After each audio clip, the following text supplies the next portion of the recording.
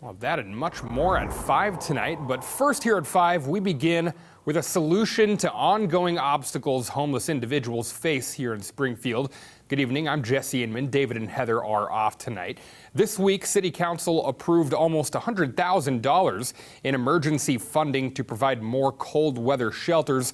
Our Bailey Stroll is live at Revive 66 Campground in Springfield this evening. Bailey, tell us what this money would go toward.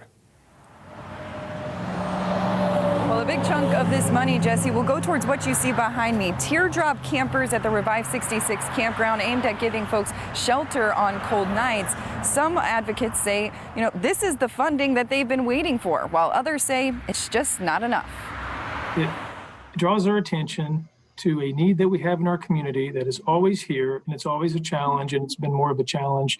And what it really does is remind us to say, hey, we have to keep working on this. Springfield City Manager Jason Gage says a majority of the money, $60,000, will be used to purchase 10 additional teardrop campers for the Gathering Trees Revive 66 campground. They'll also have showers, washing facilities, laundry facilities, and they will match up those with some transportation needs and food needs as well. The rest of the money will be put towards leasing an additional space to serve as a cold weather shelter, as well as paying volunteers who work in the shelters overnight. They rely a lot on volunteers and will continue to do so, but to have some paid staffing will help open up capacity. Gage says the city chose the safest options, although some believe it's not the most practical. Because, when we're talking about nights where, like last night, it wasn't below 32 degrees. So we had an additional, almost 100 people that were back on the streets last night because crisis cold weather shelters were not open. Homeless advocate and pastor of the Connecting Grounds Church, Christy Love, says she'd rather see that money used for longer lasting initiatives. We are seeing 250 people that are outside not able to access cold weather shelters. And when you talk about the fact that we're only looking at, 10 additional campers that are being purchased with this money, it's just really comparatively, it's not going to help the vast majority of the people who are still outside on the streets. Still, Love and Gage say there's an immediate need, and the funding will make an impact, even if some don't benefit. We're not naive enough to believe that we will address 100% of the problem, because some will simply not choose that option. And they're in a position to make independent choices, whether we agree with them or not.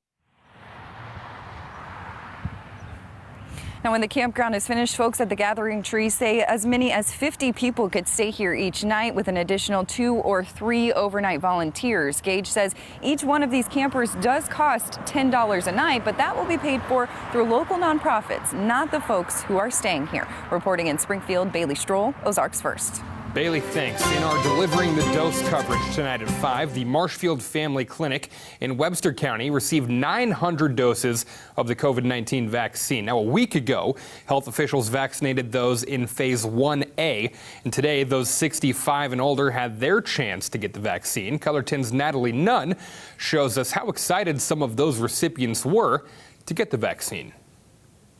Currently in Webster County, this is the only place that you can find an immunization. They are working 40 people an hour in through these doors. And as you can tell, it is a moment of celebration for a lot of people.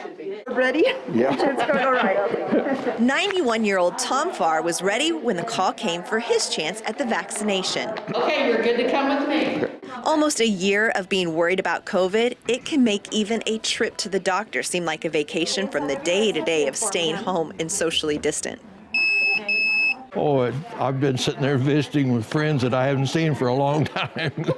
And it didn't take a long time before Tom was on his way. I didn't even know she did it, really. She's pretty slick. 85-year-old Anita Knutson was ready for her chance, too. Not too much excites me anymore. But yeah, I'll probably get excited about it. When she got the call to come in for her vaccination, Whichever arm you want, I need your upper arm. she was more than ready to roll up her sleeve. She's pretty good. Wow, that was a good one. Because staying home one more day was getting old to this mover and shaker. No, not really. I've been staying home too long. Now, Tom, Anita, and hundreds others in Webster County are one step closer to being protected. Natalie Nunn, Ozarks First. And today's clinic was a joint effort between both the Marshfield Family Clinic and the fire department, as well as the county commission there. Missouri Governor Mike Parson's office announced the state is increasing the number of mass vaccination sites operated by the National Guard. Instead of 9 total, there will now be 3 sites in each of the 9 Missouri State Highway Patrol regions. So this brings the total of mass vaccination sites up to 27. Governor Parson announced earlier this week that the Missouri Department of Health and Senior Services and the Missouri National Guard will work together to distribute the vaccines across the state.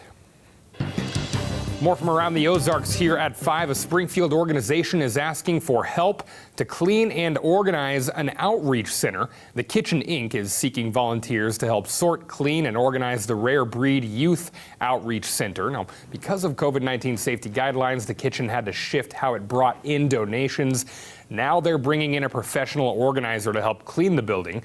And the cleaning will begin on Tuesday, January 26th. It'll last through Friday, January 29th. Volunteers can show up from 9 a.m. to noon on Tuesday and 9 a.m. to 5 p.m. Wednesday through Friday. Kathy Westmoreland is a youth service coordinator for the Rare Breed Youth Outreach Center, and she says they'll need as many hands as they can get. Part of the issue that we have down here is that our staff members are so focused on helping out our youth as much as we possibly can, that a lot of this legwork we just don't have the time to do. So if you want to learn how to sign up for this, just visit our website. That's ozarksfirst.com. Type in the Kitchen Inc. and just click on that first story that appears there in your browser. Also, the Kansas City Chiefs are just 1 win away from heading back to the Super Bowl, folks. Looking to help lead them there will be none other than quarterback Patrick Mahomes. And today, the man himself announced that he will be out of concussion protocol. Standing in the way of the Chiefs is the red-hot Buffalo Bills. Now, if the Bills win, they'll head to the Super Bowl for the first time since 1994. That was the third of 3 appearances in a row for the Bills then. Make sure to tune in on Color 10 at 6:30 to watch Red Friday, which will give Chiefs fans some analysis and predictions and other storylines from our Kansas City station on that big game coming up this weekend. President Joe Biden is asking lawmakers to work fast. They're going to have to find a path forward. He's confident they can do that. Up next, learn what 2 important issues the president is asking Congress to juggle